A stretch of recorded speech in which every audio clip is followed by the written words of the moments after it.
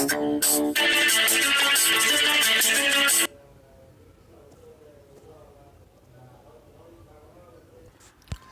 morning, students.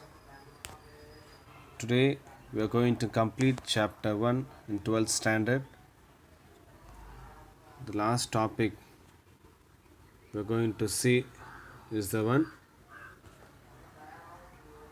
in sexual reproductions. In sexual reproductions, we are seeing what are sexual reproductions, what are the types of sexual reproductions we are seeing. And Singami means, as I told you earlier, Singami means fertilizations. There are two types of fertilizations are there. One is external fertilizations, another one is the one internal fertilizations. And also we are seeing different types of Singami, different kinds of Singami. The Singami is also called as a fertilization. In last class, just we have completed different kinds of Singami. Here they are given as a topic wise in new book. So there are different kinds of fertilizations are there. They are autogamy, exogamy, hologamy, then pedogamy, merogamy, isogamy and isogamy. So these are the different types of fertilizations are there. We'll see that one. Autogamy means the male and female gametes are produced by same cells or same organisms. That is we call as a autogamy. Both gametes fuse together to form zygote. That is we call as a autogamy. So example, actinosporium and paramecium. These are the examples of autogamy. Just underline that autogamy, write the examples also. One word they'll ask you. The next one is the one exogamy. The male and female gametes are produced by different parent. They fuse to form a zygote. So it is a biparental. Example, human, dioecious or unisexual animals. The next one is the hologamy. Lower organisms, sometimes the entire mature organisms do not form gametes, but they themselves behave as gametes. Okay, that is the one we call as a hologamy. Here they say here, and gametes and fusions of such a mature individuals known as a hologamy. Example, trichonympha. The next one is the one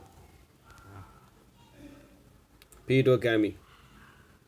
It is a sexual union of young individuals produced immediately after the divisions of the adult parent cell by mitosis. That is because pedogamy. And merogamy, the fusions of small size and morphologically different gametes takes place. That is because of merogamy. And isogamy means the fusion of morphological and physiological identical gametes. It's called as a isogamy. Example, monocytes. And isogamy, the fusion of dissimilar gametes, is called as an isogamy. The next one is called as a conjugations. The next topic is the one conjugations. The conjugation is the temporary union of two individuals of same species. That is we call as a conjugations. So during the reunion, both individuals called the conjugants. Both individuals they call as a conjugants. They exchange certain amount of nuclear materials and then get separated. The conjugation is common among ciliates. Example, paramecium, Vorticella and bacteria. The next topic is on phases of life cycle. Organisms have three phases. One is three phases. One is the one juvenile phase, reproductive phase, and senescent phase. Here we'll see one by one. The juvenile phase is also called as a vegetative phase. It is a period of growth between the birth of individuals up to reproductive maturity. During reproductive phase, next one is one reproductive or maturity phase. They'll ask you, these are 2 marks. Underline juvenile phase, underline vegetative phase. Juvenile phase also called as a vegetative phase. Reproductive phase is also called as a maturity phase. So maturity phase or reproductive phase is the organism reproduce and their offspring reach maturity period. On the basis of time, the breeding of animals can be divided into 2 types. One is seasonal breeders and next one is one continuous breeders. What is seasonal breeders? That animals or organism, they breed only certain season, that is they call as a seasonal breeders. What is continuous breeders? Means the organisms or animals they can breed continuous, that is we call continuous breeders. Just we'll see the define. The seasonal breeders reproduce at particular period of the year, and such as frog, lizard, most birds, and deers, etc. Then continuous breeders continues to breed throughout their sexual maturity. Example, honeybees, poultry, rabbits. The next one is the last one is the one senescence phase. Begins at the end of reproductive phase, when degeneration sets in the structure and functions of the body. The next topic is the one parthenogenesis. Next topic is the one parthenogenesis. Here, partheno means virgin, genesis means produce. The development of an egg into a complete individuals without fertilization is known as a parthenogenesis. Important 2 mark, just mark it out. It was first discovered by Charles Bonnet in 1745. Parthenogenesis of 2 main types, namely natural parthenogenesis, artificial parthenogenesis. In certain animals, parthenogenesis occurs regularly, constantly, and naturally in the life cycle and is known as a natural parthenogenesis.